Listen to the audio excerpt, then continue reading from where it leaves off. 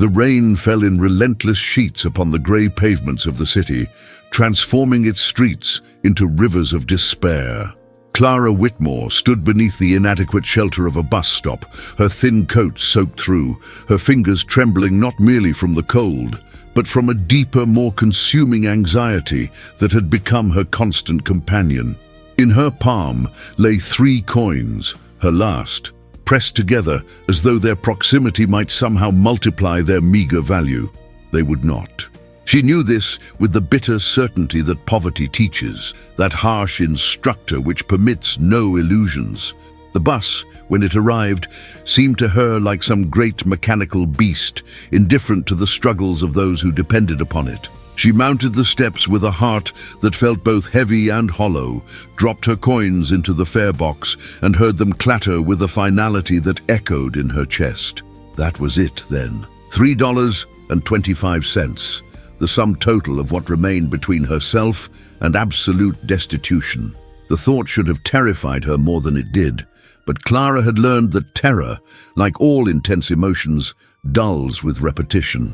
She found a seat near the back, beside a window streaked with rain, and pressed her forehead against the cool glass. The city slid past in blurred impressions, neon signs bleeding their colors into the wet darkness, figures hurrying beneath umbrellas, the illuminated windows of apartments where, she imagined, people sat in warmth and security, unconscious of their good fortune. How strange it was, she reflected, that suffering and comfort could exist in such close proximity, separated only by walls and circumstance, yet divided by a chasm as vast as any ocean. Her mind, despite her efforts to still it, returned inexorably to the morning's humiliation. She had gone to the cafe where she had worked for 7 months, a small establishment that served overpriced coffee to people who did not notice what they paid, only to find herself dismissed. The manager, a woman whose prosperity had calcified her capacity for sympathy, had delivered the news with mechanical efficiency. Business was slow, she said. They needed to reduce staff. Clara was the most recent hire, therefore the easiest to release. There had been no malice in it, which somehow made it worse. To be dismissed without even the significance of being hated, to be merely superfluous, excess, disposable, struck her as the ultimate negation. She had walked out into the morning, this morning, though it felt like years ago, and understood with sudden, crushing clarity that she had no reserve upon which to draw. The room she rented, a cramped space in a building where the walls wept with dampness, required payment in 3 days. Her landlord, a man whose eyes held all the warmth of a winter stone, had made clear that he would tolerate no delay. She had no family to whom she might turn. Her mother had died 2 years prior, worn down by the same poverty that now stalked Clara like a patient predator. And her father, well, he had departed long ago, when Clara was still young enough to believe that absence might be explained by something other than indifference. The bus lurched to a stop, and Clara watched as passengers boarded, shaking rain from their coats and umbrellas. Among them came a man who seemed, even at first glance, incongruous with his surroundings. He wore a suit that fit him with the precision that speaks of custom tailoring, and though he carried no umbrella, he seemed untouched by the rain in that way that suggests he had traveled only the short distance from a chauffeured car to the bus stop's shelter. He was perhaps 35, with dark hair beginning to silver at the temples, and a face that bore the peculiar expression of one who is accustomed to having his path smoothed by others. Not arrogant precisely, but possessed of that unconscious assurance that comes from never having had to doubt one's place in the world. He approached the fare box and reached into his coat pocket. Clara watched with the detached interest of one who observes the habits of an alien species.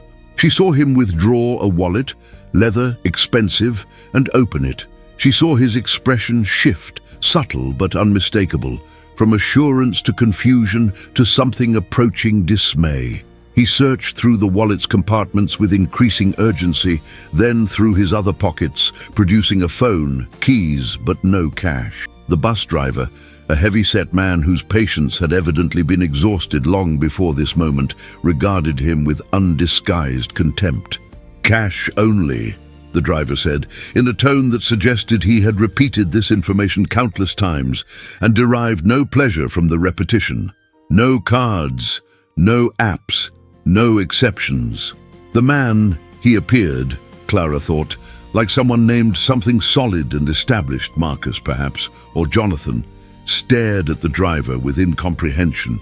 "I have money," he said, holding up his phone as though it were self-evident proof. "I can transfer cash only." The driver's hand moved toward the lever that would open the doors and eject this unsuitable passenger back into the rain. Clara did not pause to consider what she did next. Perhaps it was because thinking would have revealed the action for the folly it was, or perhaps it was because some stubborn part of her, not yet crushed by circumstance, rebelled against adding to the world's store of misery, even by inaction. She rose from her seat and came forward, and before the man could be expelled into the storm, she spoke. "Wait!" Her voice sounded strange to her own ears, thin and uncertain. She reached into her pocket and withdrew the emergency $20 bill she had secreted there, folded and refolded, saved against some undefined catastrophe. It was not much, but it had represented possibility, the difference between hunger and a meal, between sleeping in her room and sleeping on the street. She unfolded it now and held it out to the driver. For his fare, the silence that followed felt enormous. The man turned to look at her, and Clara found herself subjected to a scrutiny that made her acutely conscious of her appearance. Her damp coat with its fraying hem, her hair hanging in wet tendrils around a face that she knew was too pale, too thin, marked by the particular gauntness that comes from insufficient food rather than fashionable dieting. She saw him see her poverty, saw understanding dawn in his expression, and felt her cheeks burn with a shame she had not anticipated. "You don't have to," he began, but she cut him off with a shake of her head. "It's fine." She pushed the bill toward the driver, who took it with indifference and made change. Clara accepted the coins. They clinked into her palm with bitter irony and returned to her seat without looking at the man again. But he followed her. Of course he did. She heard him coming down the aisle, felt his presence as he stopped beside her seat. "May I sit?" She wanted to refuse him, wanted to be left alone with her folly and its consequences, but found herself nodding because to do otherwise would require an explanation she lacked the energy to provide. He sat, and for a moment, neither spoke. The bus pulled back into traffic, its wipers beating a steady rhythm against the rain. "Thank you," he said at last. His voice was low, cultured, the voice of someone educated at schools that required letters of recommendation and legacy admissions. That was extraordinarily kind.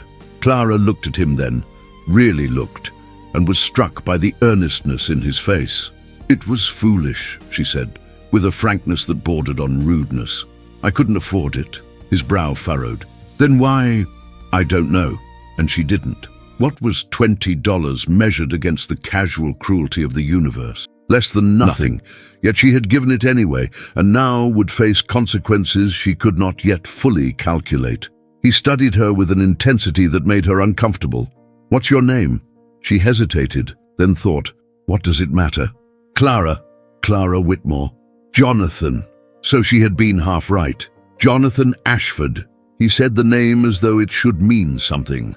And perhaps to others it did, but Clara existed in a sphere where names that appeared in financial pages had no currency.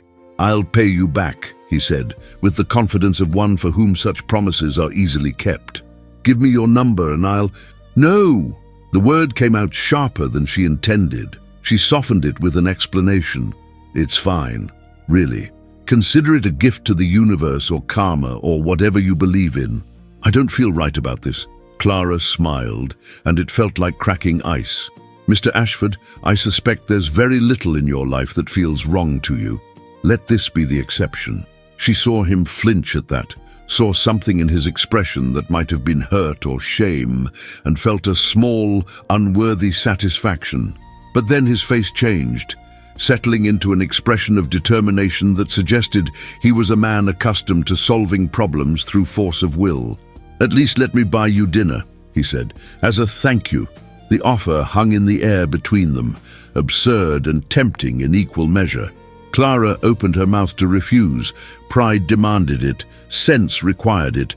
But her traitorous stomach chose that moment to clench with hunger, and she remembered that she had eaten nothing since the previous day's lunch. "I'm not," she began, but he interrupted her.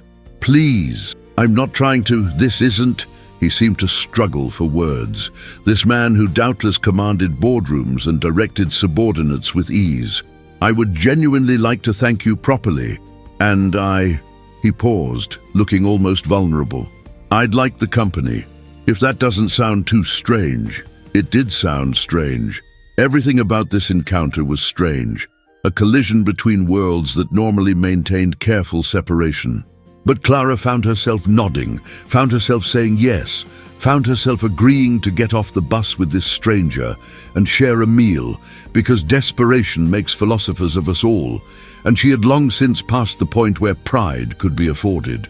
They exited at the next stop, stepping together into the rain that continued its assault upon the city. Jonathan immediately raised his hand, and within seconds a car pulled up, a sleek black vehicle that looked like it cost more than Clara would earn in 5 years. The driver emerged with an umbrella, shielding Jonathan from the weather, but Clara stood in the rain, suddenly conscious of the gulf between them. "Come on," Jonathan said, gesturing her toward the car. "Please." She climbed in, sinking into leather seats that seemed obscenely comfortable, and as the car pulled away from the curb, she wondered what species of madness had possessed her. Here she was, in a vehicle that probably cost more than her entire existence, beside a man who inhabited a realm she could scarcely imagine, bound for a dinner that would doubtless cost more than her rent. The absurdity of it struck her with force. "Where are we going?" she asked, as the city slid past the windows in a cascade of lights and shadows. Jonathan seemed to consider this. "There's a place nearby. Quiet. Good food. Italian. Does that suit you?" Italian. She tried to remember the last time she'd eaten anything more elaborate than ramen or day-old bread from the bakery's discount shelf. "Fine," she said, because what else could she say? The restaurant, when they arrived, was exactly the sort of establishment Clara had only ever glimpsed from outside, the kind with soft lighting, white tablecloths, and prices that were not listed, because if you had to ask, you could not afford to dine there. A host greeted Jonathan by name, led them to a secluded table, produced menus bound in leather. Clara opened hers and felt her heart sink. Even the salads cost $40. Jonathan ordered for them both. He did so with the casual authority of one accustomed to making decisions on behalf of others, and Clara found she lacked the will to object. Wine arrived, ruby dark in crystal glasses, and she sipped it carefully, conscious that she had eaten nothing substantial in 24 hours, and that alcohol on an empty stomach might prove her undoing. The warmth of the restaurant, after the cold rain, made her drowsy, and she fought to keep her attention focused on the man across from her, who was watching her with an expression she could not quite interpret. "You're not what I expected," he said, breaking the silence that had settled between them. Clara raised an eyebrow. "What did you expect?" "I don't know. Someone more eager, perhaps. Most people, when presented with an opportunity like this," he gestured vaguely at the restaurant, at himself, "they ask questions. Want to know who I am? What I do?" "I know who you are," Clara said, though this was not entirely true. "You're someone with money. Beyond that, does it matter?"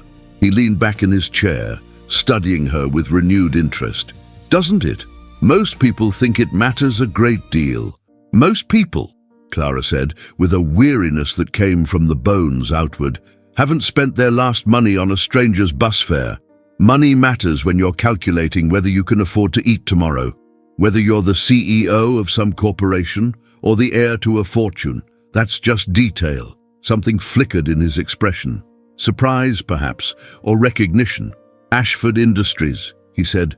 "That's my family's company. We're in, well, several things. Tech, primarily." Some real estate, investments. The name meant nothing to Clara, though she suspected it should. She had seen it perhaps, in passing, on buildings, in news headlines she had scrolled past while searching for job listings.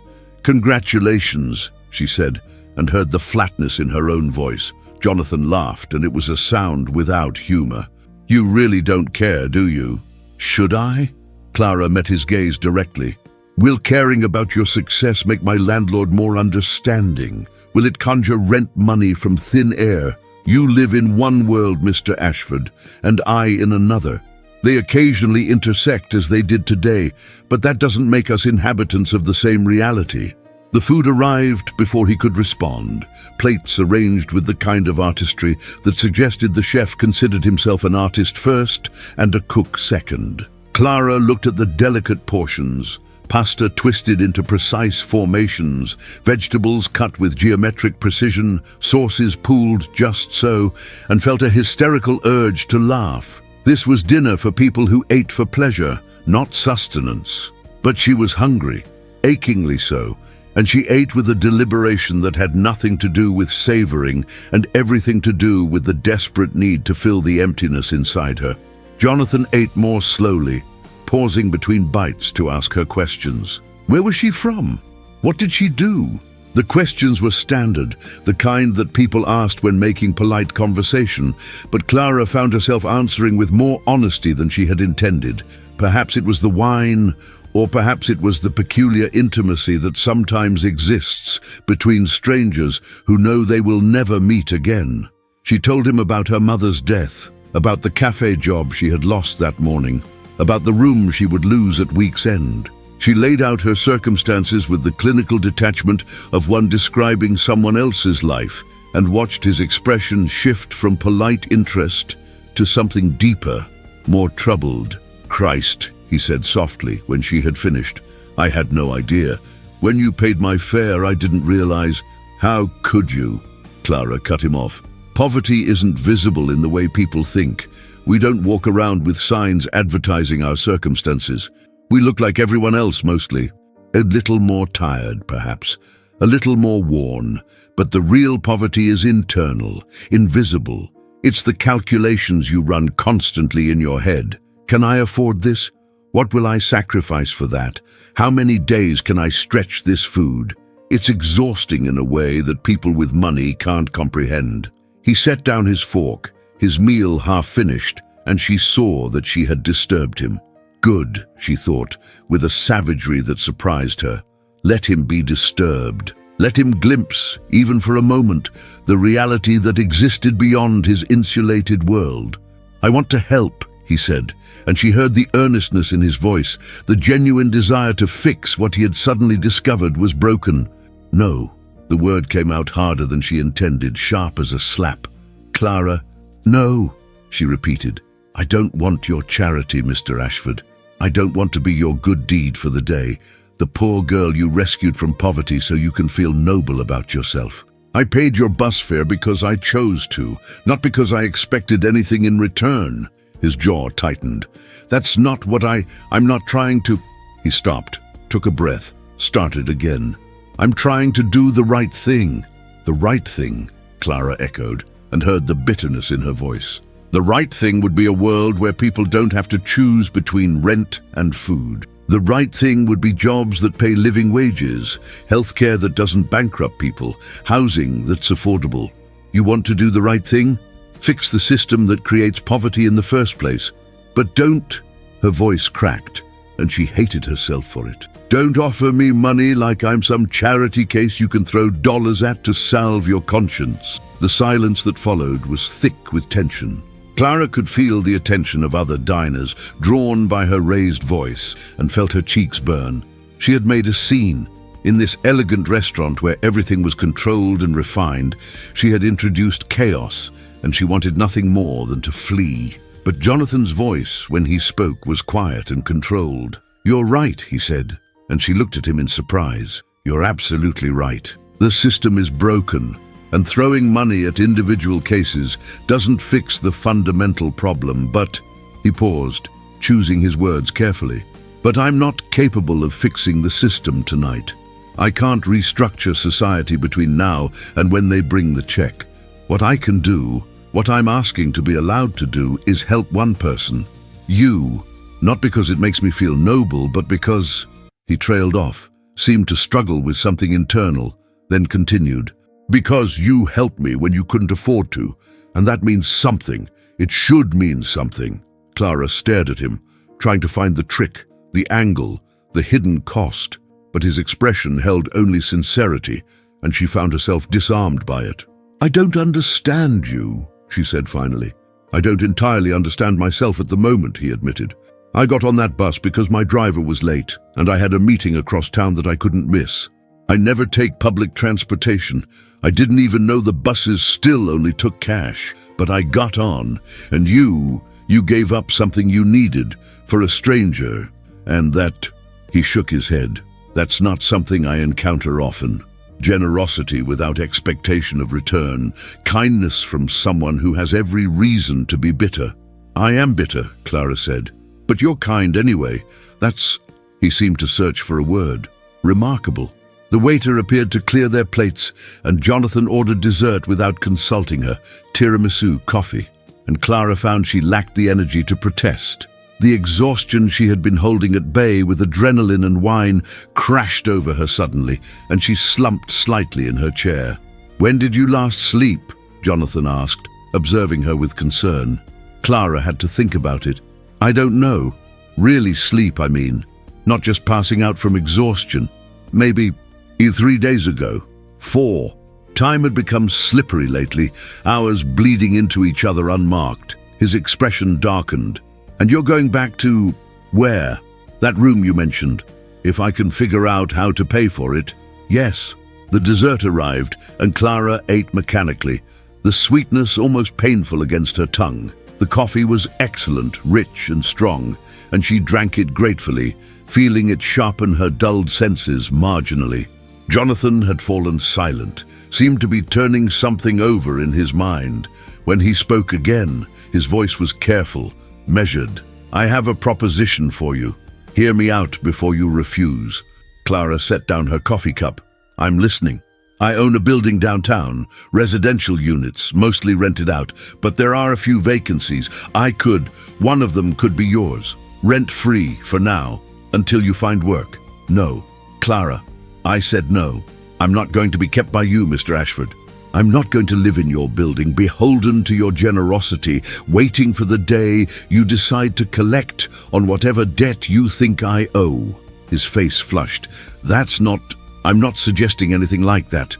There would be no strings, no expectations. Just a safe place for you to live while you figure things out. And what happens when you get tired of playing benefactor? When you decide I'm not grateful enough or interesting enough, or when you simply forget about me?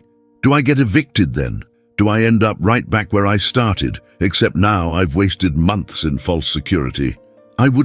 "You don't know what you would or wouldn't do," Clara interrupted. "People with power, people like you make promises with the best intentions, but you don't understand that your whims are other people's realities. You could forget about me, and it would be nothing to you, an idle act of charity that didn't work out. But for me, it would be everything. Again." Jonathan's hands clenched on the table. "What do you want from me, then? You won't accept help. You won't trust my intentions. What am I supposed to do? Watch you walk out of here back into homelessness and pretend I don't know? Pretend I can't do anything about it?" "Yes," Clara said, with a finality that ached. "That's exactly what I want you to do. Let me walk away and forget about me. Go back to your life, your company, your world where everything makes sense and works the way it's supposed to. Let this be an odd story you tell at dinner parties, the time you met a poor girl on a bus. Let it end here." But even as she said it, she knew it was impossible. Something had shifted in the space between them, some recognition or connection that couldn't be easily dismissed. She saw it in his eyes, the stubborn determination that suggested he had no intention of forgetting her, no matter what she demanded. "I can't do that," he said quietly. "You have to." "I won't." They stared at each other across the table, deadlocked. The restaurant hummed around them, oblivious to their impasse. Clara felt the weight of exhaustion pressing down on her, the futility of argument, the sheer weariness of existing in a world that seemed designed to break her. "What do you want from me?" she asked finally, and heard the defeat in her voice. "Nothing," Jonathan said. "I want nothing from you. I want to help. Please, let me help." And there it was again. That sincerity that undid her, that made her want to believe despite every lesson life had taught her about trusting people, especially people with power. She wavered, felt her resolve crumbling like sandstone in a tide. "A job," she said, the words emerging before she could stop them. "Not charity, not a handout. A job, something real, something I earn. If you can do that, if you can offer me that, then maybe. Jonathan's expression brightened immediately. Yes, absolutely. What kind of work do you do? What are your skills?" Clara laughed, and it was a bitter sound. "Skills, Mr. Ashford. I've spent the last 2 years cobbling together minimum wage jobs just to survive. I have a high school diploma and half a year of community college before my mother got sick and I had to drop out.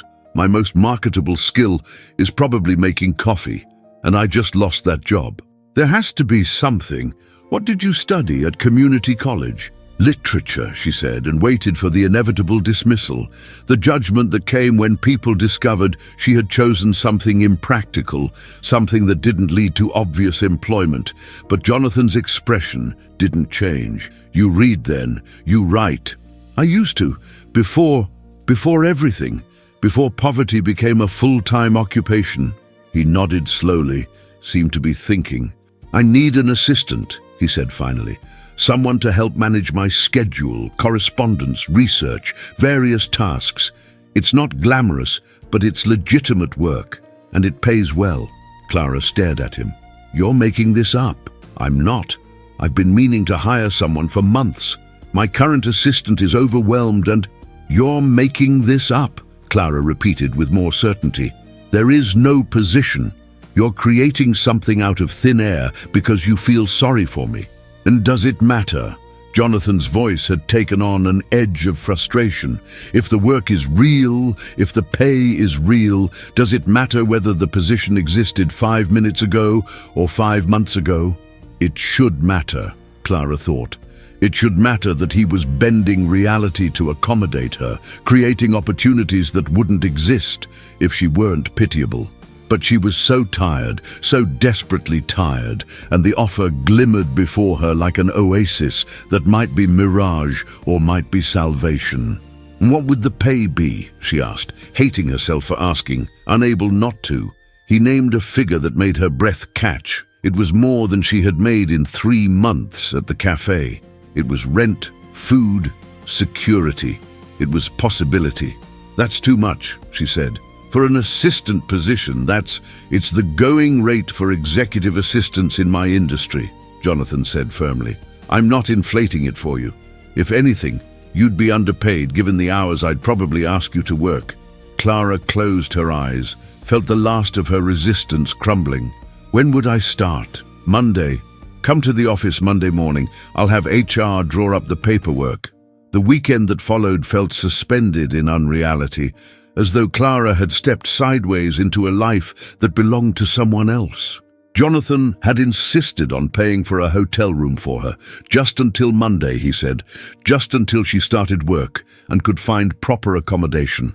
And though she had protested, her protest had been weak, undermined by the knowledge that her alternative was the street or the dubious mercy of a homeless shelter. The hotel was modest by his standards, she suspected, but to her it seemed impossibly luxurious, with its clean white sheets and working heating and shower that produced hot water without hesitation or limit. She stood under that shower for nearly an hour the first night, letting the water sluice away layers of grime and exhaustion, and wept with a relief so profound it felt almost like grief. When had she last felt clean? When had she last felt safe, even temporarily? The questions had no easy answers, and she did not press for them. Instead, she dried herself with towels that were thick and soft, wrapped herself in the hotel bathrobe, and slept for 14 hours straight, a sleep so deep and dreamless it felt like a small death and resurrection combined.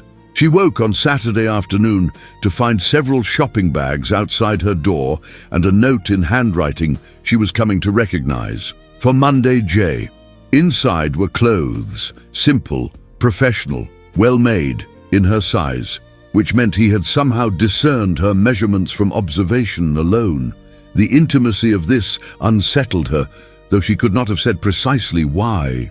There were shoes as well, low heels that looked comfortable and expensive, and undergarments still in their packaging, which made her blush alone in her room, because the thoughtfulness of it, the attention to detail, suggested a consideration that went beyond mere charity. She should have refused them, should have boxed everything back up and returned it with a note of her own, something curt and dignified about not accepting gifts from men she barely knew. But her own clothes were threadbare, stained with poverty's persistent marks, unsuitable for an office job at what was apparently a major corporation. Practicality warred with pride, and practicality, as it so often did, won. She kept the clothes. Sunday she spent in a kind of daze, wandering the hotel room, eating from room service because Jonathan had apparently arranged for meals to be charged to his account, trying to read the newspaper he had also thoughtfully provided, but finding the words sliding past her comprehension without purchase. Her mind kept circling back to the improbability of her situation, the sheer strangeness of how her life had pivoted in the space of a single bus ride. She had given away her last money, and somehow that act of foolish generosity had transformed into this, a job, safety, the promise of a future that extended beyond the next meal. It felt too easy. Life had taught her that nothing came without cost, that every gift contained a hidden price. What would Jonathan Ashford's price be? He had claimed to want nothing from her, but people always wanted something. Always. She had learned this in various painful iterations, from landlords who suggested alternative payment methods with leering eyes, from men who offered help and expected gratitude of a particular physical sort, from a world that viewed poverty as moral failing and those who suffered it as legitimate prey.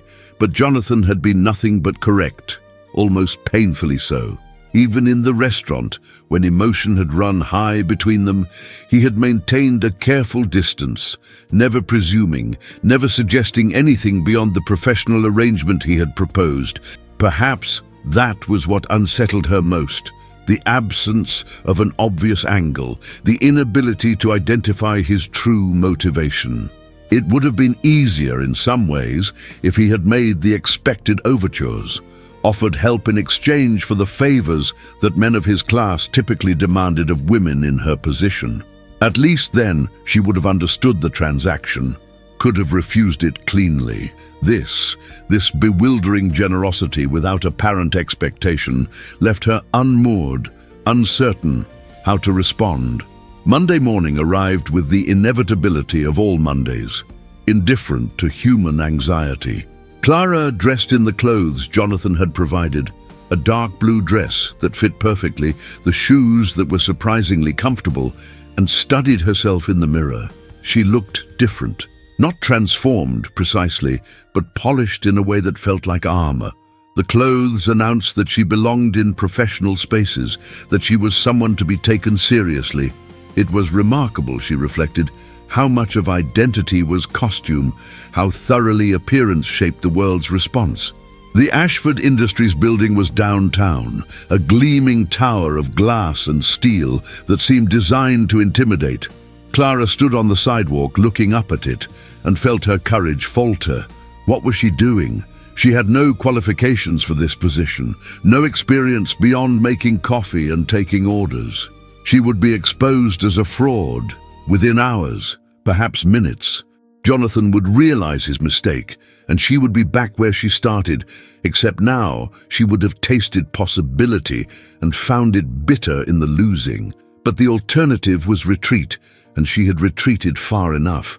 She squared her shoulders and entered the building. The lobby was all marble and chrome, populated by people who moved with purpose and confidence.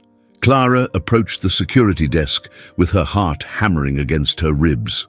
"I'm here to see Jonathan Ashford," she said, and was surprised by how steady her voice sounded. "He's expecting me." The security guard checked his computer, made a phone call, then handed her a visitor's badge. 35th floor. His assistant will meet you at the elevator." The elevator was glass-walled, offering views of the city as it rose, and Clara watched the streets fall away below her with a dizzy sense of displacement. She was ascending, literally and perhaps metaphorically, into a realm she had only ever observed from ground level. The doors opened onto a reception area where a woman waited, middle-aged, impeccably dressed, with an expression that suggested she had seen everything and been impressed by very little. "Miss Whitmore?" The woman's voice was professional, neutral. "I'm Margaret Chen, Mr. Ashford's senior assistant. He's asked me to show you around and get you settled." Clara followed her through a maze of corridors, past offices with glass walls where people worked at computers or held meetings, past conference rooms and break areas that looked more like upscale cafes than workplace facilities. Margaret explained things as they walked, office procedures, security protocols, where to find supplies, and Clara tried to absorb it all while managing her sense of overwhelming fraudulence. "This will be your workspace," Margaret said finally, stopping beside a desk positioned outside a larger office. "You'll be supporting Mr. Ashford directly, though I'll be training you for the first few weeks until you're comfortable with his preferences and our systems." The desk was clean, organized, equipped with a computer and phone and various supplies Clara couldn't identify. Through the glass wall of the adjacent office, she could see Jonathan on a phone call, pacing as he talked, his expression intent. He glanced up, saw her, and smiled briefly before returning his attention to the call. "He's in back-to-back meetings until 2, Margaret continued. "That gives us time to cover the basics. Sit down and I'll walk you through our systems." The morning passed in a blur of information, software programs, filing systems, scheduling protocols, the names and positions of dozens of people Clara was expected to remember. Margaret was patient but thorough, expecting comprehension and retention, and Clara found herself drawing on reserves of focus she hadn't known she possessed. She took notes frantically, filling page after page with details, terrified of forgetting something crucial. At noon, Margaret announced lunch. "There's a cafeteria on 15 or you can go out. Most people take an hour, but Mr. Ashford often works through lunch, so you'll need to be flexible." Clara opted for the cafeteria, partly because she was curious and partly because she was conscious of money. The job was real, but she hadn't been paid yet, and her resources remained essentially non-existent. The cafeteria was subsidized, Margaret had mentioned. Meals charged to employee accounts and deducted from paychecks. Clara had an account now, apparently. She had an employee ID card, an email address, a desk. She had improbably a place in this gleaming tower. She selected soup and bread, items that were familiar and wouldn't challenge her nervous stomach, and found a table near the windows. The view was extraordinary. The city spread out below, the bay glittering in the distance. She ate slowly, trying to process everything that had happened, but it felt like trying to hold water in cupped hands. Every time she thought she had grasped her new reality, it slipped away, leaving her uncertain whether this was genuine or some elaborate dream from which she would wake to find herself still in her damp room, still unemployed, still desperate. "Mind if I join you?" She looked up to find Jonathan standing beside her table, holding a tray. He looked different here, in his element, more confident, more commanding. The man who had stood confused at a bus fare box seemed like a different person from this executive who clearly owned every space he entered. "It's your company," Clara said. "You can sit where you like." He sat anyway, and she noticed that people were watching them, curious or speculative. "How's your first day going?" he asked. "Margaret is very thorough." "She is. Best assistant I've ever had. When she said she needed help, I knew I had to find someone good." He paused. "You're keeping up okay?" "I think so. I'm taking a lot of notes. You'll be fine. Margaret wouldn't waste time on someone she didn't think could handle it. He started eating, then added casually, I wanted to thank you again for Friday night. Clara set down her spoon. You've thanked me extensively already. You've given me clothes, a hotel room, and a job. Consider us well beyond even. I'm not keeping score, Clara. I just meant. He seemed to struggle for words. You were right about a lot of things. I've been thinking about what you said, about the system, about how people like me don't see the reality others live in. It's been instructive. I didn't intend to instruct you. No, you intended to tell me the truth, which is rarer than you might think in my position. People tend to say what they think I want to hear. Clara looked at him, this man who had somehow become her employer, her benefactor, her what? She couldn't define it. What do you want to hear? She asked. He smiled, and it was a genuine smile reaching his eyes. I want to hear that you're okay, that you slept well this weekend, that you're not hungry, that you feel safe. Is that true? The question was so simple, so direct, that it caught her off guard. When had anyone last asked if she felt safe? When had anyone cared about the answer? Yes, she said, and found that it was true. I'm okay. Good. He seemed relieved, disproportionately so. That's good. They finished their lunch in a silence that was, if not quite comfortable, at least not hostile. When they returned to the 35th floor, Jonathan disappeared into his office while Clara resumed her training with Margaret. The afternoon was more of the same. Systems, procedures, expectations. By 4 o'clock, Clara's head was swimming with information, and Margaret finally took pity on her. That's enough for today. You look exhausted. Go home, rest, and we'll continue tomorrow. Home. Clara almost laughed at the word. The hotel room was many things, but it wasn't home. Still, she gathered her things and prepared to leave, only to have Jonathan emerge from his office. Clara, a moment? She followed him back into his office, acutely conscious of Margaret's speculative look. Jonathan closed the door and gestured for her to sit. I wanted to talk to you about accommodation, he said, settling behind his desk. The hotel is fine for a few days, but you'll need something more permanent. Have you had a chance to look at apartments? Not really. I've been focused on learning the job. Right, of course. He pulled out a folder from his desk drawer. I've had my real estate team put together some options, places within reasonable commuting distance, in safe neighborhoods, all within the budget you'll have on your salary. Clara took the folder, opened it, and felt her heart sink. Even the cheapest option listed was more than she could afford, at least until she had accumulated some savings. These are too expensive, she said flatly. Their market rate for— Mr. Ashford, she cut him off. I appreciate the research, but I can't afford any of these. Not until I've been paid for at least a month, maybe 2.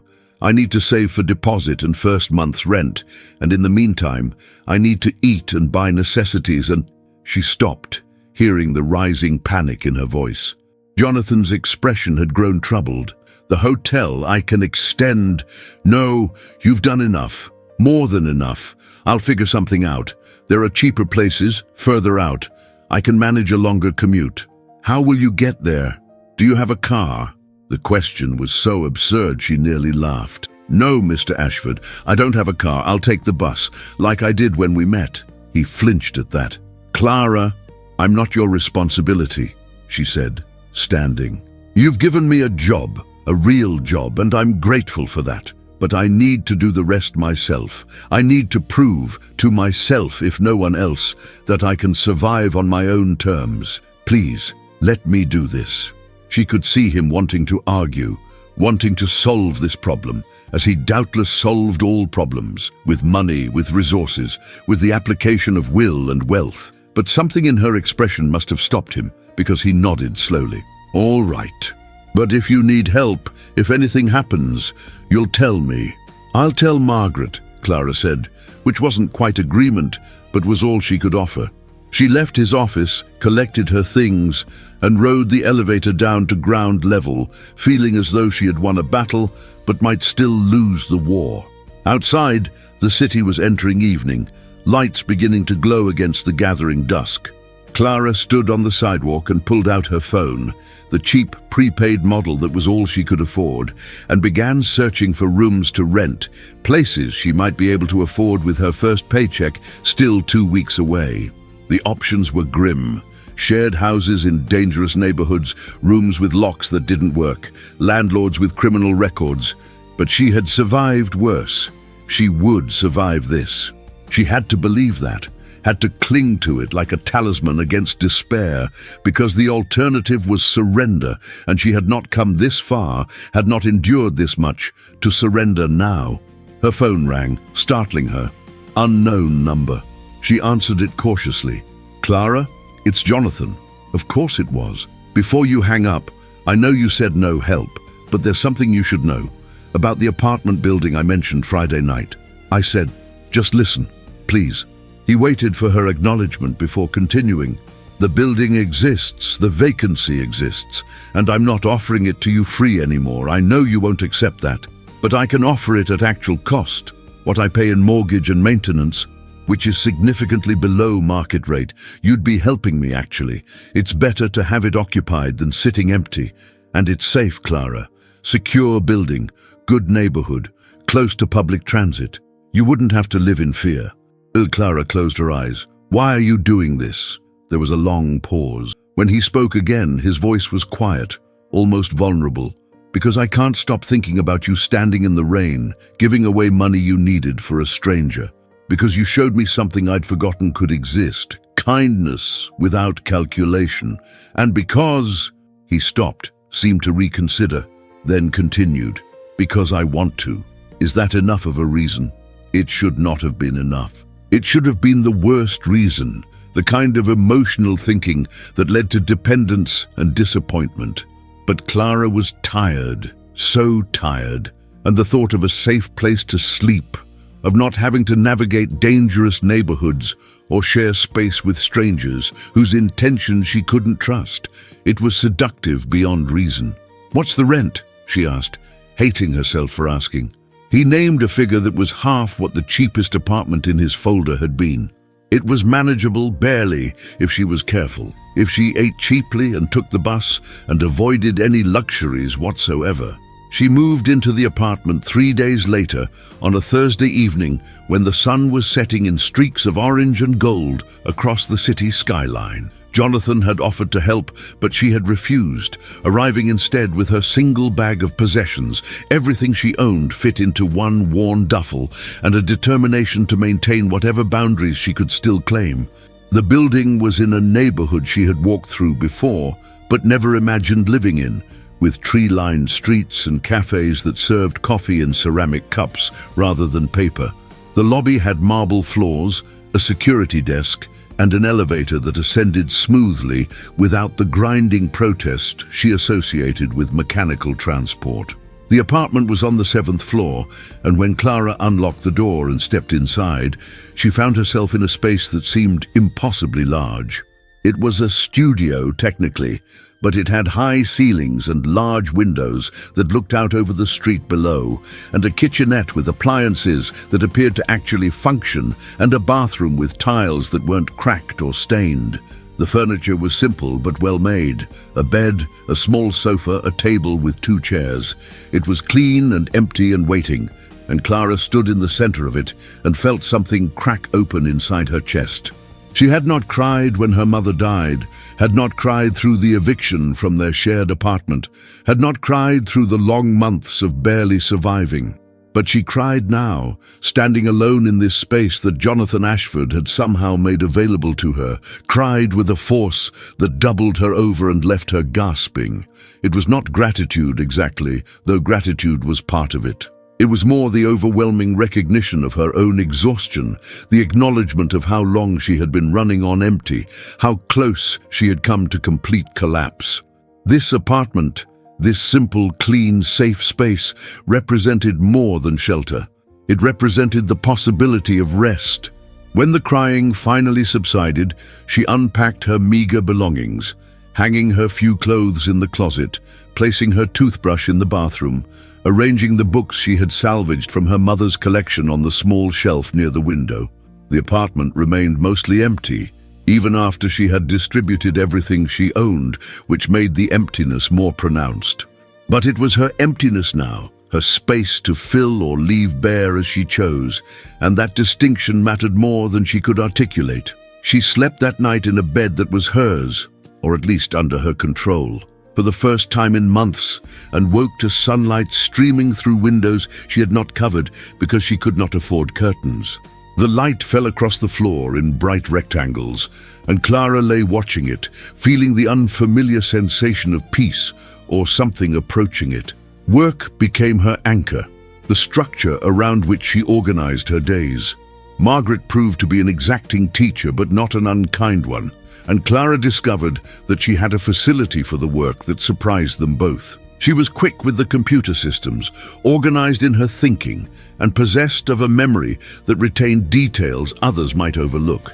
Within 2 weeks, she was managing Jonathan's schedule with minimal supervision, fielding calls, drafting correspondence, anticipating needs before they were articulated. Jonathan himself remained both present and distant, a peculiar combination that Clara could not quite pass.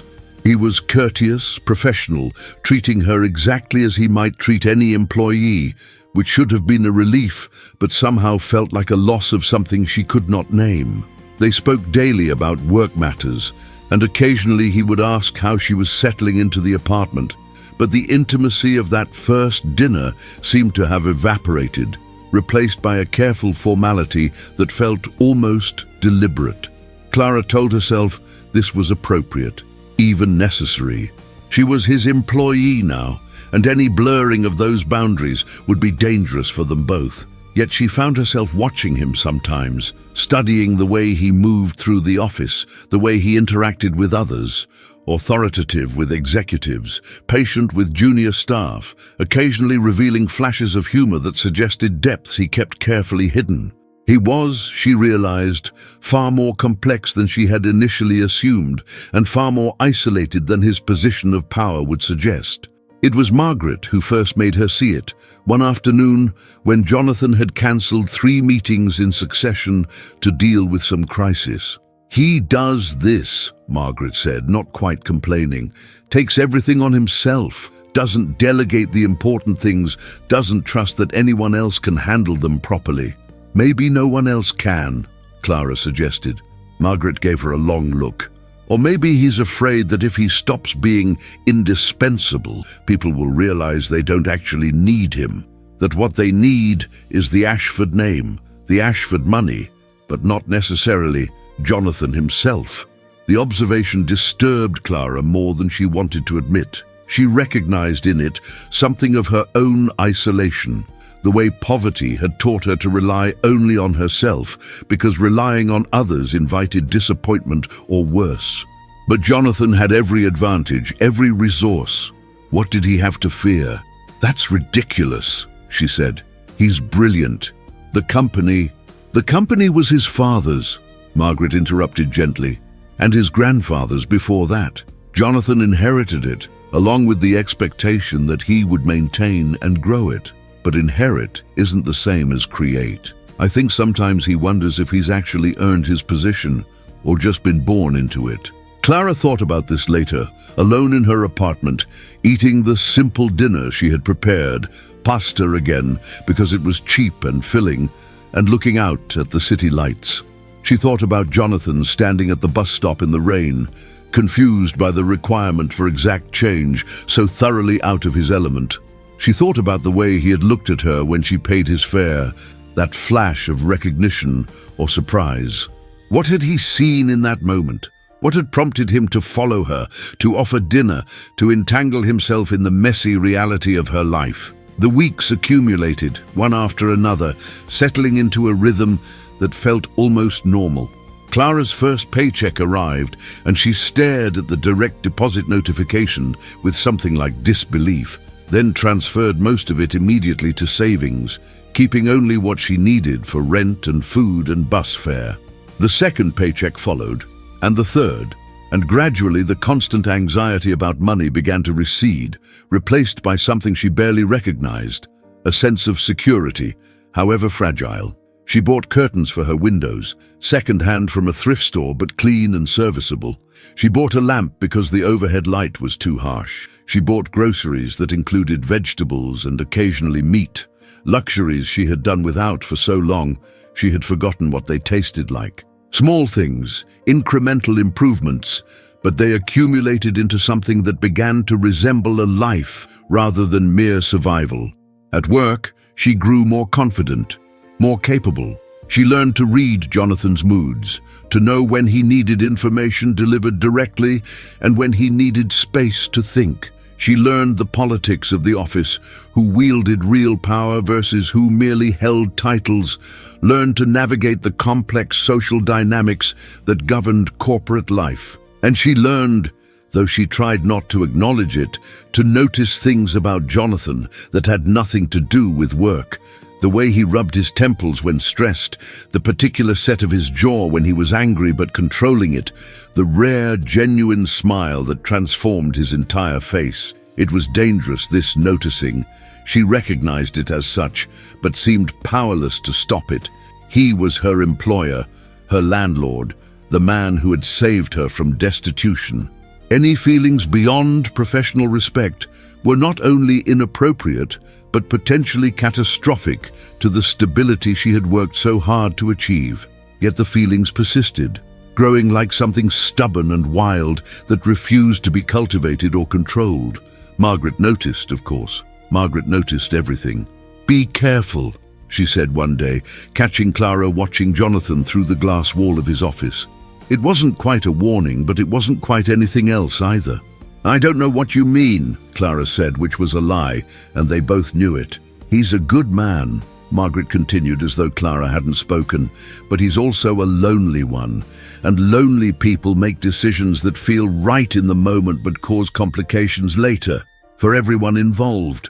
"Nothing's happening," Clara protested. "Not yet. But something's building and you'd have to be blind not to see it." Margaret's expression was kind but firm. "I'm not telling you what to do. Just be careful. Think about what you want, what you can afford to risk. Because with men like Jonathan, there's always risk."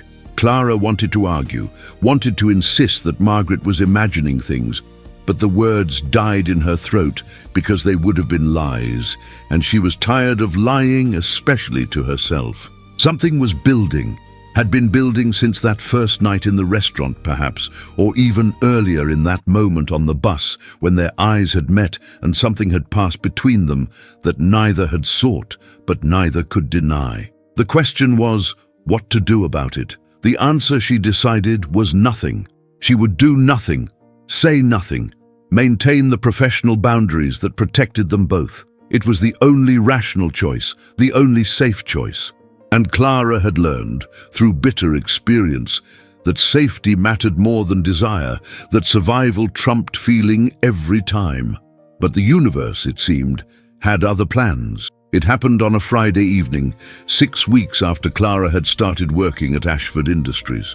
The office had largely emptied, most people eager to begin their weekends, but Jonathan remained in his office, working through paperwork that apparently couldn't wait. Clara had stayed as well, finishing up correspondence and organizing files for Monday, and was preparing to leave when Jonathan emerged, looking exhausted. "You're still here," he said, stating the obvious. "Just finishing up. I'm leaving now." He nodded absently, then seemed to really see her for the first time. "How are you getting home?" "The bus. Same as always." "It's late. Let me drive you." Clara hesitated. They had maintained such careful distance for weeks now, interacting only as employer and employee, and accepting a ride felt like crossing a line she had been careful not to approach. But it was late, and the bus at this hour meant a long wait and a walk through neighborhoods that grew less safe after dark, and she was tired of always choosing the hard path simply because it was the safe one. "All right," she said. "Thank you." They rode the elevator down in silence, emerged into the parking garage where Jonathan's car waited, sleek and expensive as she had expected. He opened the passenger door for her, a gesture that felt both courteous and intimate, and she slid into leather seats that smelled of money and privilege. The drive began in silence. the city sliding past the windows in streaks of light and shadow. "You've been doing well," Jonathan said finally. "At work. Margaret says you're exceeding expectations." Margaret is kind. Margaret is honest, sometimes brutally so. If she says you're doing well, it's because you are. He paused. "I knew you would be." "How could you have known? You didn't know anything about me. I knew you were smart, resourceful, determined. That much was obvious from 5 minutes of conversation." Clara looked at him, at his profile illuminated by the dashboard lights. "You took a risk, hiring me. Maybe. Or maybe I was selfish. Maybe I just wanted to keep seeing you, and the job was an excuse." The admission hung in the air between them, impossible to ignore or misinterpret. Clara's heart hammered against her ribs. "Mr. Ashford, Jonathan, please. When it's just us, call me Jonathan." "Jonathan," she amended, and the name felt strange on her tongue. Too intimate. We can't." "I know." His hands tightened on the steering wheel. "I know all the reasons why this is impossible. You work for me. I'm your landlord. The power dynamic is completely skewed.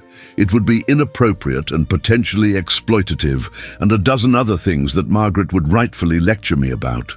He pulled the car to the curb outside her building and turned to face her fully. "I know all of that, but I also know that I can't stop thinking about you. That I look for excuses to talk to you during the day, that I stay late at the office hoping you'll still be there. That I've really tried to maintain professional distance, and I can't seem to manage it." Clara stared at him, her mind racing. This was the moment to shut it down, to establish boundaries clearly and firmly, to protect herself and the fragile stability she had built. But looking at him, seeing the vulnerability in his expression, the genuine emotion he was laying bare, she found herself unable to speak the words that would end this. "I don't know what you want me to say," she whispered finally. "The truth, whatever it is.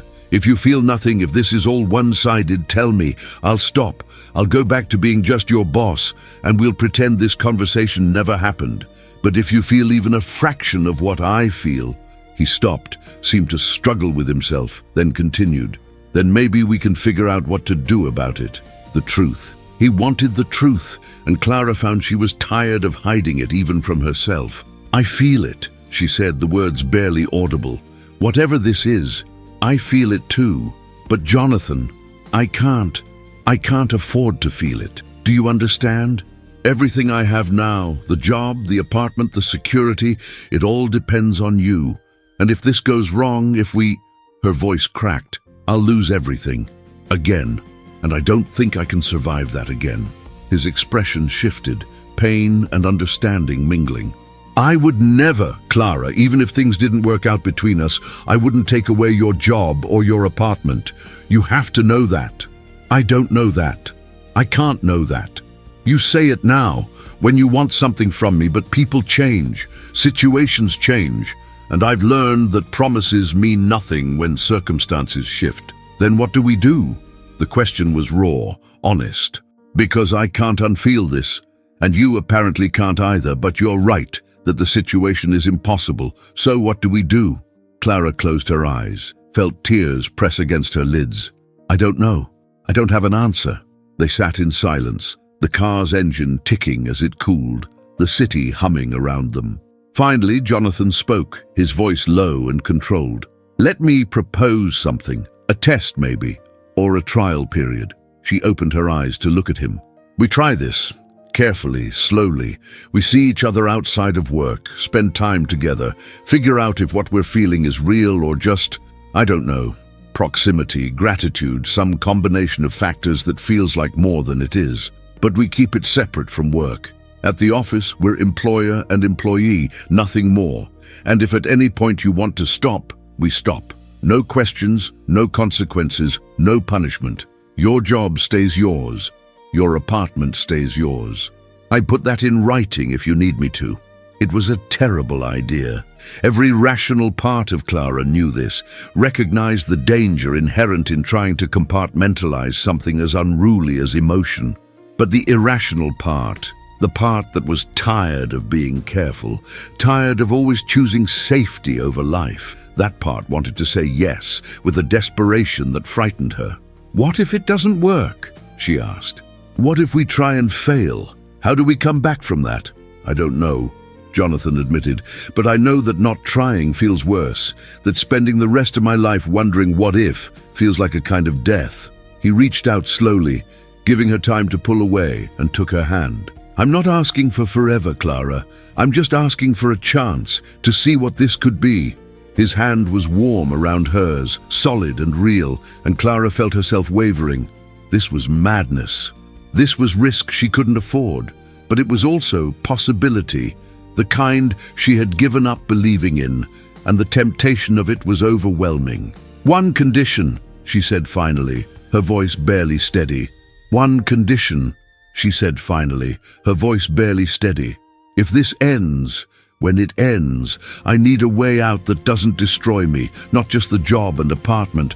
I need to know I can survive without you, that I'm not trading one form of dependence for another."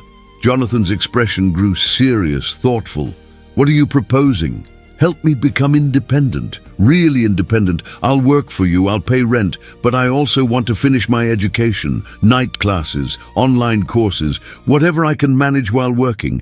And when I have a degree, when I have real qualifications, then—" She paused, gathering courage. "Then whatever this is between us, it exists between equals, not between someone with all the power and someone with none." She watched him process this, saw understanding dawn in his eyes. "You want insurance against me?" "I want insurance against fate," Clara corrected. "Against the universe's habit of taking away everything I build. I need to know that if this crumbles, I don't crumble with it." He was silent for a long moment, and she thought perhaps she had asked too much, revealed too clearly her lack of trust. But when he spoke, his voice held only respect. "Yes. Absolutely yes.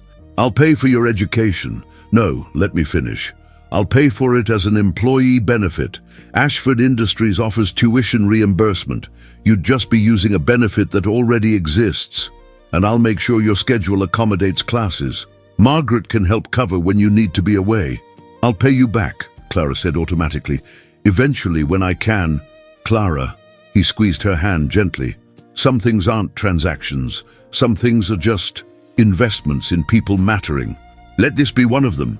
Please." She wanted to argue, wanted to insist on maintaining some ledger of debt and repayment, but looking at his face, seeing the earnestness there, she found herself nodding. "All right, but I'm serious about this, Jonathan. About becoming someone who doesn't need rescuing." "I know, and I'm not trying to rescue you anymore. I'm trying to—" He paused, searching for words. "I'm trying to know you, the real you, not the version that poverty forced you to be. I want to see who Clara Whitmore is when she's not just surviving." The words struck something deep inside her, some longing she had buried under layers of necessity. Who was she, stripped of desperation? She barely remembered. The girl who had loved literature, who had dreamed of teaching or writing, or simply spending her life surrounded by stories. That girl felt like someone from another lifetime, someone who had died when her mother did. "I don't know who that is anymore," she admitted quietly. "Then maybe we'll discover it together." They sat for another moment, hands still joined, the silence no longer tense but contemplative. Finally, Clara withdrew her hand, needing the physical distance to think clearly. "How do we do this, practically speaking?" Jonathan seemed to consider. "Slowly, carefully. We have dinner sometimes, like normal people dating. We spend time together outside of work. We talk, we learn about each other, we see if this," he gestured between them, "is something real, or just a moment of intensity that fades with familiarity. And at work? At work, nothing changes. You're my assistant, I'm your boss. Professional, appropriate, completely above reproach." He smiled slightly. "Margaret will probably still know something's happening because Margaret knows everything, but we don't give anyone else reason to gossip or speculate." It sounded impossible, compartmentalizing something as volatile as emotion, but Clara supposed impossible things happened all the time. She was living in one. "When do we start?" "Tomorrow?" Jonathan suggested. "If you're free." There's a bookshop I know, independent place, the kind with old books and reading corners. I thought, given what you studied, you might like it. A bookshop. When had she last browsed books for pleasure rather than necessity? When had she last read something simply because she wanted to, not because she was searching for escape from reality? Yes, she said, surprising herself with the eagerness in her voice. I'd like that. 2 o'clock. I'll pick you up here. She nodded and he smiled, that genuine smile that transformed his features, and suddenly the impossibility of their situation seemed less daunting. They said goodnight, and Clara climbed out of the car, walked into her building, rode the elevator up feeling as though she were floating rather than ascending through normal space. Inside her apartment, she leaned against the closed door and wondered what she had just agreed to. It was reckless, potentially catastrophic, everything she had sworn to avoid, but it was also alive in a way she had forgotten life could be, and that, she realized, might be worth the risk. The next day found her standing before her closet, trying to decide what one wore to a bookshop date with a millionaire. Everything she owned was practical, chosen for work or affordability, nothing remotely suitable for courtship. Finally, she selected the blue dress Jonathan had bought her. It seemed somehow fitting, and tried not to think too hard about the symbolism. He arrived exactly at 2, dressed casually in jeans and a sweater that probably cost more than her monthly rent, but made him look younger, more approachable. They drove across the city to a neighborhood Clara had never visited, all brownstones and tree-lined streets, and parked outside a shop whose windows were crammed with books in towering, precarious stacks. Inside, it smelled of paper and dust and time, that particular scent of used bookshops that Clara had always loved. Jonathan watched her react to it, saw her face light up, and something in his expression suggested this pleased him enormously. "Browse," he said. "Buy whatever you want. Consider it a—" He paused, reconsidering.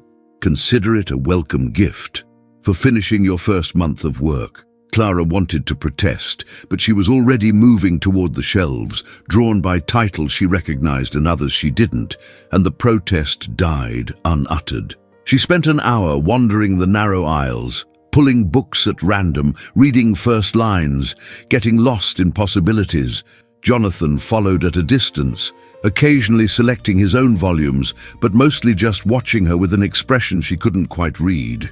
She accumulated a stack, poetry, novel, a collection of essays, and felt guilty about the cost, until she remembered that for him, this was nothing, less than nothing. It was strange, being with someone for whom money wasn't a constant calculation, and she wasn't sure whether to be relieved or disturbed by it. They had coffee afterward in a small cafe next door, sitting by the window and watching people pass on the street. Jonathan asked her about the books she'd chosen, and Clara found herself talking about literature with an enthusiasm she hadn't felt in years, explaining why she loved certain authors, what had drawn her to study in the first place. "You should go back," Jonathan said, "to school, not just for practicality, though that too, but because you light up when you talk about this, because it clearly matters to you." "It's impractical," Clara said. "A literature degree. What does that qualify me for? Teaching, maybe, if I went all the way through to a master's. Writing, which is essentially choosing poverty deliberately. It's not sensible." "Since when is passion sensible?" Jonathan's voice was gentle. "Clara, you've spent years being sensible because you had no choice. But you have choices now, maybe not unlimited ones, but some. Why not choose something that makes you happy? Because happy doesn't pay rent. Your job pays rent. Your education can be for you, not for economic necessity." It was a seductive argument, the kind that only someone who had never worried about money could make with such conviction. But there was truth in it too, Clara realized. She had been so focused on survival that she had forgotten to consider living.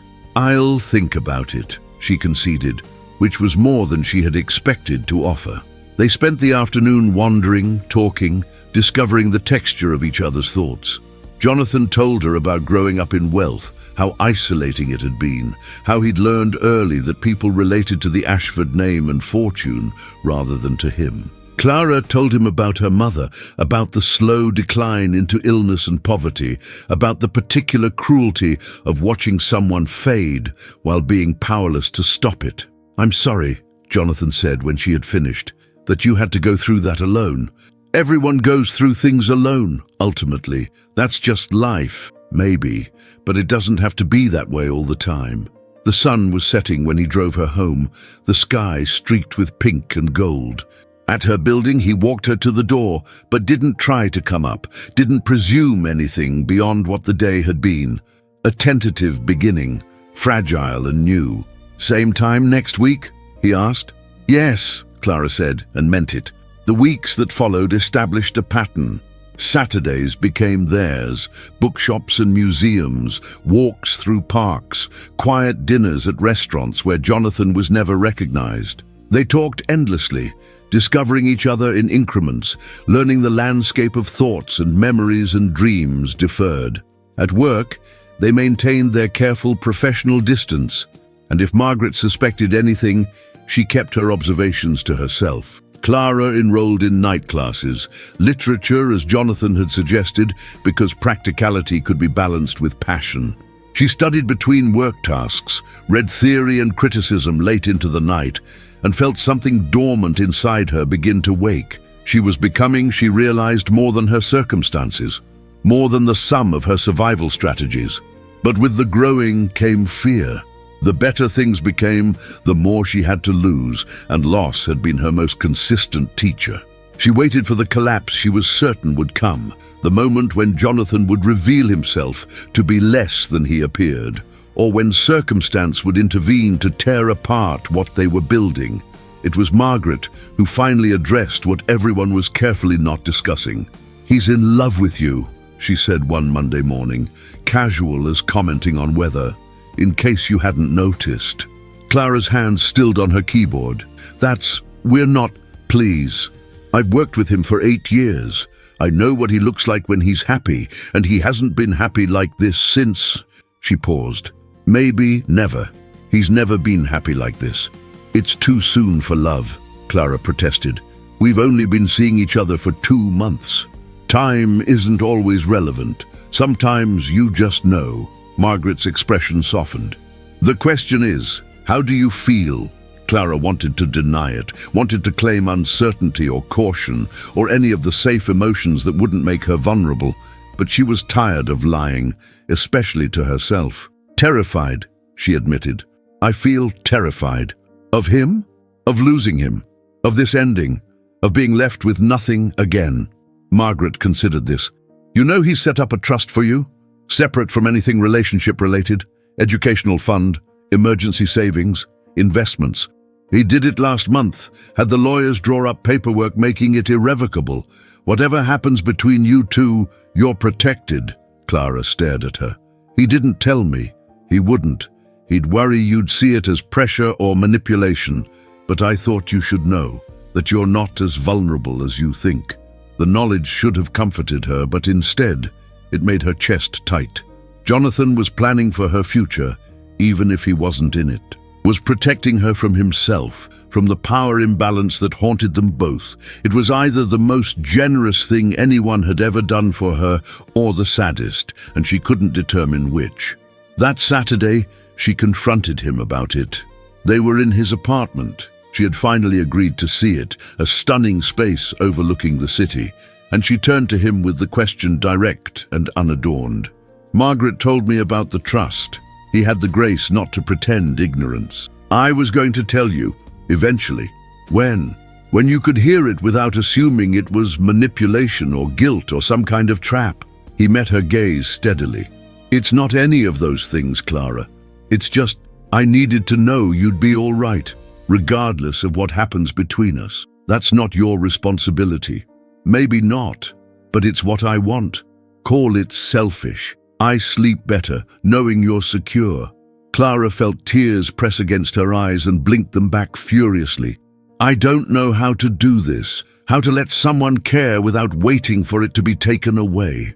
Jonathan crossed to her slowly, giving her time to retreat if she wanted. When she didn't, he pulled her into his arms, and she let herself lean against him, feeling the solid reality of his presence. "You don't have to know how," he murmured against her hair. "You just have to let it happen. Let yourself be cared for, Clara. Let yourself believe it might last. And if it doesn't, then you'll survive, because you're stronger than you think and smarter and more resilient. You've survived everything else. You'll survive this too, if it comes to that." He pulled back to look at her. "But maybe, just maybe, it won't come to that. Maybe this is one of the things that doesn't end badly." She wanted to believe him. Standing in his arms, feeling safe in a way she had forgotten was possible, she wanted desperately to believe that happiness could be more than temporary, that love, if this was love, could be something other than prelude to loss. "I'm afraid," she whispered. "I know. I'm afraid too." "Of what?" "You have everything." "Of losing you. Of you waking up one day and realizing you stayed with me out of gratitude or security rather than genuine feeling. Of being loved for what I can provide rather than who I am." His voice cracked slightly. "I'm afraid of being alone again, Clara. I've been alone most of my life, and then you appeared, and suddenly I wasn't anymore. The thought of going back to that, it terrifies me." She looked at him, really looked at him, and saw her own fear reflected back. They were both so damaged, so certain that happiness was temporary, that attachment meant eventual abandonment. But they were also both here, trying despite everything, reaching toward each other across the space that fear and experience had created. "We're a mess," she said, and felt a laugh bubble up unexpectedly. "Completely," he agreed, and he was laughing too, the sound relieved and slightly hysterical. They stood there laughing and crying simultaneously, holding each other in the middle of his pristine apartment, and Clara felt something shift inside her. Not certainty exactly. She didn't know if she'd ever feel certain about anything again, but a willingness to try, to believe, to risk the happiness that terrified her precisely because it mattered so much. "I love you," she said, the words emerging unbidden but true. "I don't want to. It's probably the stupidest thing I could do, but I love you anyway." Jonathan's expression transformed, joy and relief, and something deeper flooding his features. "I love you too. God, Clara, I love you so much it actually hurts." He kissed her then, and it was different from the careful, tentative kisses they had shared before. This was declaration, commitment, the physical manifestation of words that changed everything. Clara kissed him back and felt the last of her resistance crumble, felt herself surrender to this impossible thing that had grown between them. Later, much later, lying in his bed with the city lights glittering beyond the windows, Clara thought about the bus ride that had started everything. How she had spent her last money on a stranger, and somehow, impossibly, that act of foolish generosity had led her here, to safety, to possibility, to love. "What are you thinking?" Jonathan asked, his fingers tracing patterns on her shoulder. "That I should take the bus more often." He laughed, the sound warm against her skin. "I'm thinking I should lose my wallet more often." "Don't. I can't afford to keep rescuing you. Maybe I'll keep rescuing you instead." Clara propped herself up to look at him. "I don't need rescuing anymore. I just need you. You have me, for as long as you want me." "Forever then," she said, surprising herself with the certainty in her voice. "I want forever. Forever it is." They were both smiling, both slightly teary, both overwhelmed by the enormity of what they had committed to. It was terrifying and exhilarating, and probably still impossible in 100 different ways. But lying there in the darkness, wrapped in each other's arms, Clara let herself believe in this, in them, in the possibility that sometimes the universe gave back instead of taking away. 6 months later, Clara sat in a classroom at the university listening to a professor discuss Jane Austen and economic marriage, and felt the strange circularity of her life. She had started with nothing, given away what little she had, and somehow ended up here, educated, employed, loved. The journey from that bus stop to this classroom felt both impossible and inevitable. Her phone buzzed with a text from Jonathan. "Dinner tonight? I have something to ask you." She smiled, sent back a yes, and returned her attention to the lecture. Whatever he wanted to ask could wait. For now, she had essays to write, books to read, a life to build that was finally, fully her own. But she suspected, with a joy that still surprised her, that what he wanted to ask would make it theirs. The professor was discussing marriage proposals in Austin when Clara's mind wandered to proposals of her own potential future, and she thought about how literature and life sometimes converged in unexpected ways. Poor girls and rich men, obstacles overcome, love discovered. These were the stories she had always read, never quite believing they could be true. But here she was, living proof that sometimes, just sometimes, the impossible happened. That kindness could be rewarded rather than punished, that love could emerge from the most unlikely circumstances and prove itself real, despite every odd stacked against it. She touched the book in her bag, one of many Jonathan had bought her, would continue buying her, not because she needed him to, but because it gave him joy to support what she loved. She thought about the apartment that was hers, the education she was pursuing, the job she had earned and excelled at. She thought about Jonathan, waiting for her somewhere in the city, planning to ask her something she suspected she already knew. And she thought about herself, not the desperate girl from the bus stop, though that girl was still part of her, but the woman she had become, strong enough to accept love without losing herself, secure enough to trust without guarantees, brave enough to believe in happiness even when experience suggested otherwise. The rain that had fallen the night she met Jonathan seemed like something from another lifetime, another reality. But she could still remember standing in it, making the choice to give what she couldn't afford to lose, never knowing that choice would save her in ways she couldn't have imagined. Sometimes, she thought, the poorest thing you could do was refuse to be generous. And sometimes, the richest thing you could do was give away what you needed most. She had given away her last coins for a stranger's bus fare, and in return, the universe had given her everything. Class ended, and Clara gathered her books, preparing to meet Jonathan and whatever question he had prepared. She walked out into the evening, into her life, into the future she had built from nothing, and would continue building with someone who loved her not despite her past, but including it. The city hummed around her, full of people with their own stories of loss and gain, of risks taken and rewards received or denied.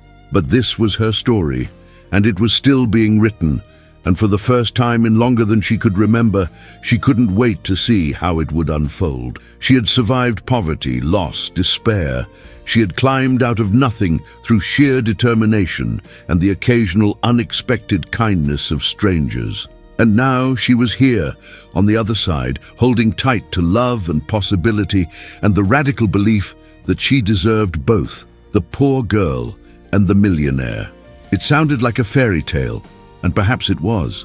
But fairy tales, Clara had learned, were just stories about transformation, about people who started in one place and through trials and choices ended somewhere completely different. She had transformed, was still transforming, and she was no longer afraid of what that meant. Jonathan was waiting outside the restaurant when she arrived, and the look on his face when he saw her suggested Margaret had been right about everything, about love, about timing, about knowing. "Ready?" he asked, offering his hand. Clara took it, felt the familiar warmth of his skin against hers, and smiled. Ready. Whatever he was going to ask, whatever the future held, she was ready. Finally, completely ready. They walked into the restaurant together, two people who had found each other against all odds and chosen each other despite every obstacle. The poor girl who had given her last coins, the millionaire who had fallen in love. It was, Clara reflected, a pretty good story, but more than that, it was real.